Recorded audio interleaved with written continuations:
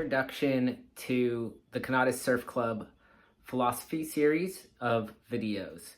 I've done some work on Spinoza's ethics before. Actually, I'm a huge fan of Spinoza's ethics, but I'm starting something new. I'm going to be reading Thus Spoke Zarathustra by Friedrich Nietzsche, and the passages are going to be overlaid above surfing content. I'm not going to try to match it up exactly or anything. I just wanted to provide a dynamic surfing visual with some substantive philosophical content, and then I will do a commentary on the section that I read, which will be a talking head. I was a classic philosophical, angry punk rock teenager who found Nietzsche and fell in love with his philosophy, probably fell in love with the misinterpretation of his philosophy, like a lot of young, angry men people do. It was taken up by the Nazis in a very bad misinterpretation by his sister, Elizabeth Forster Nietzsche, and her husband, the guy named Forster, who thought that it was just basic white supremacist, anti-Semitic, anti-woman literature. It's a lot more complicated than that. My relationship to Nietzsche now is much more complicated. I find many beautiful things in the text, as we will see, and there are places where I'm less comfortable with what he is saying. But my view on all philosophers is that we don't throw the baby out with the bathwater. So we try to find the things about their work that's applicable to our lives and that helps us see things in a new light, in a new helpful light. I'm always after a potential therapeutic interpretation. And I do think that when individuals have more therapeutic encounters with themselves, the world, and others, it has the potential to add a bit more joy and betterness in the world. So personal flourishing and striving does link up with global striving, but I also am a realist about our capacity to do that. Excuse me, airplane. I do believe in nonviolence. I think it is the most radical stance that a person can take. And I think that might be the place where Nietzsche and I really veer away from one another. I have an interesting view about nonviolence. I don't believe that we can live free of violence. I don't want to have a nirvana principle or naturalistic fallacy about nonviolence. But I also don't want to have the nirvana principle that just because it may not be possible for us to achieve world peace, it's not worth striving for. So I do think it is a laudable goal, even if it's an unattainable one. And a certain kind of personal peace, even though there is inevitable suffering. And that's what Nietzsche is exploring as well. So let's get into the text, and I'll have my commentary. This will be spliced up throughout my various channels. Whichever of my channels you're watching this on, thank you for being here. Like and subscribe and share all the stuff. Thus Spoke Zarathustra, Part 1, Zarathustra's Prologue 1. When Zarathustra was 30 years old, he left his home and the lake of his home and went into the mountains.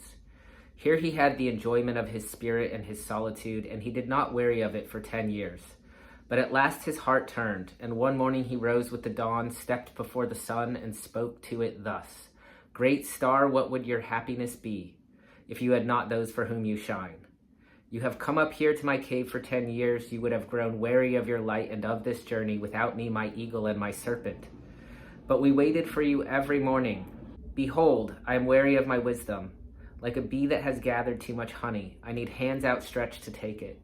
I should like to give it away and distribute it, until the wise among men have again become happy in their folly, and the poor happy in their wealth. To that end I must descend into the depths, as you do at evening, when you go behind the sea and bring light to the underworld too, superabundant star. Like you I must go down, as men to whom I want to descend call it. So bless me then, tranquil eye, that can behold without envy even an excessive happiness. Bless the cup that wants to overflow, that the waters may flow golden from him and bear the reflection of your joy over all the world. Behold, this cup wants to be empty again, and Zarathustra wants to be man again. Thus began Zarathustra's downgoing. Okay, so Zarathustra is starting off at the peak of a spiritual journey. He's 30 years old. He's been meditating up in the mountains for 10 years since he was 20. We don't know about what led him up into the mountains in the first place.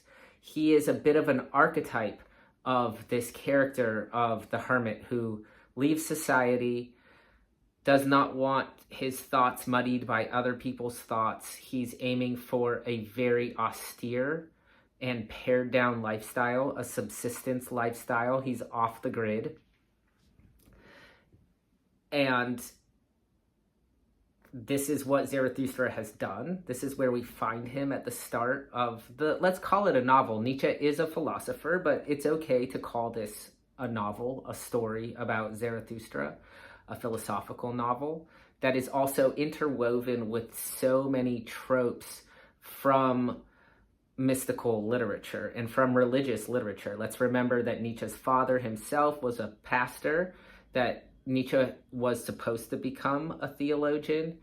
Personally, I always feel a little bit of kindred with figures in the history of philosophy like Nietzsche, Kant, Heidegger, people who were, even Hegel, I think too, destined to become theologians and then became philosophers. My bachelor's degree is in religious studies and my PhD is in philosophy because precisely I went in and had a religious question, and the further I got into studying religion, the more that led me to realize that I just care about wisdom in general, so religion led me to philosophy.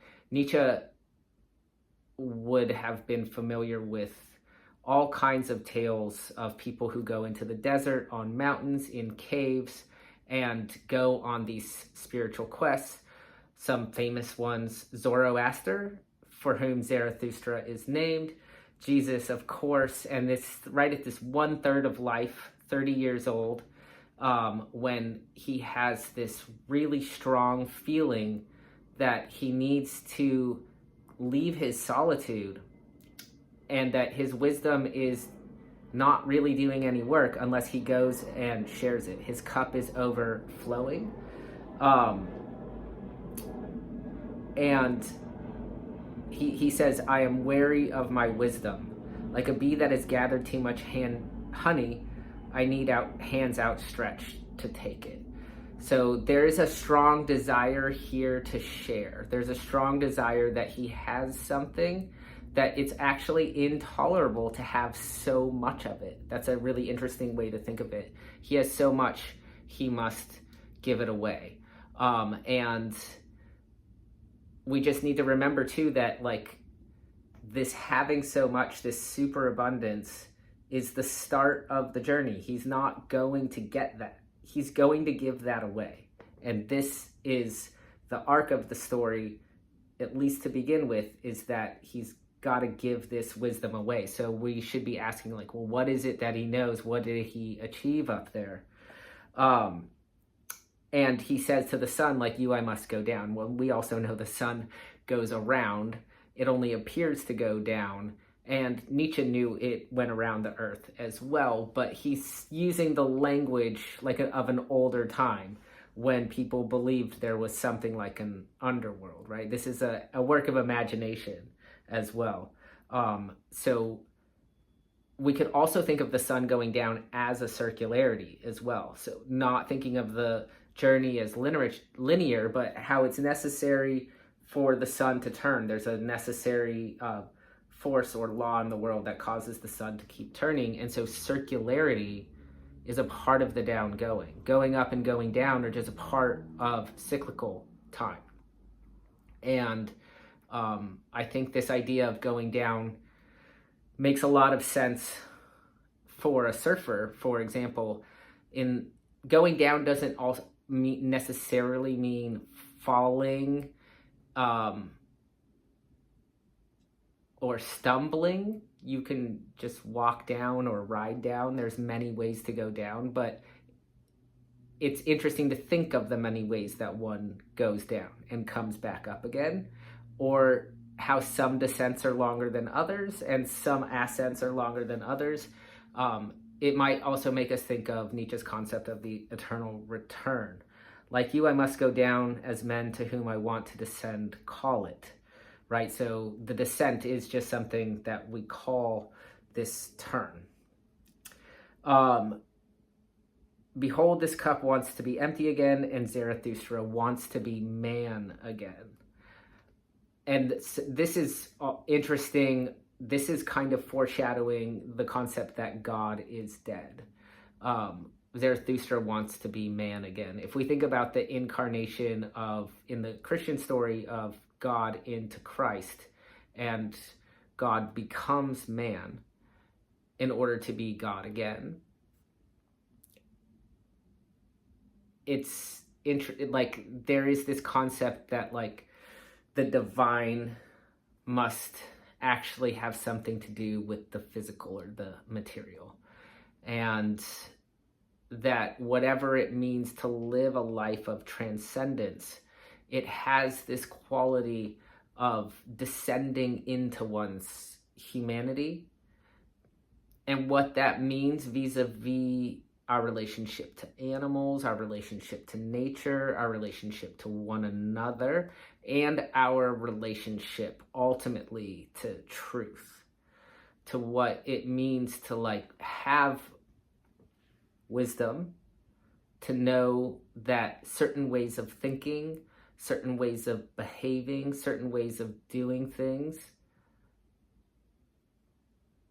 might be better than others, that there are better ways to do things than others, but that in those categories of better ways to do things, there might be different ways of doing things better that actually aren't at odds with one another. That is a really interesting thing to think about, especially when you think of the concept of style. There's not just one style that is good style, but we see style when we know style when we see style, but yet we could admit of so many styles counting for good. But what is one thing they all have in common is that they have a style. And I'm not going to ontologically pin that down right now, but this is a very important concept for Nietzsche as well. Aesthetics matter. The way this text is written is actually, I think, very fun, very playful, and very beautiful, building on the history and the tradition of mystic literature. I'm going to pause for this airplane. And weaving it into this new kind of story. This idea of the descent, starting with the descent. I think that's really interesting and very helpful. We can think of other places where there is this kind of turning. And it's interesting because Nietzsche famously hated Plato, but he's clearly using the same metaphorics that is used in Plato's cave in the Republic. And in that, remember, the people are in the cave, they're bound with chains, and their necks can only look one way at this screen, and they can't see the light that's making the shadows dance upon the wall. So they're watching a shadow play, and for them, the shadow's a reality because they don't know anything different. But somebody manages to get out of the chains, to turn the eye of his soul around, and he finds his way out of the cave, and he goes to the realm of light where he sees all the things in their true form. But like Zarathustra, it's no good seeing all the things in their true form if you don't go down there and tell everybody that they're in chains and seeing shadows dance upon the wall. So there is actually this is a parallel kind of story to that. But Zarathustra is not going to be communicating that there's an ideal realm of forms. That's a really big difference. He is going to have a different kind of message than the philosopher who goes outside the cave and sees the realm of light, the source of light from which the shadows are projected.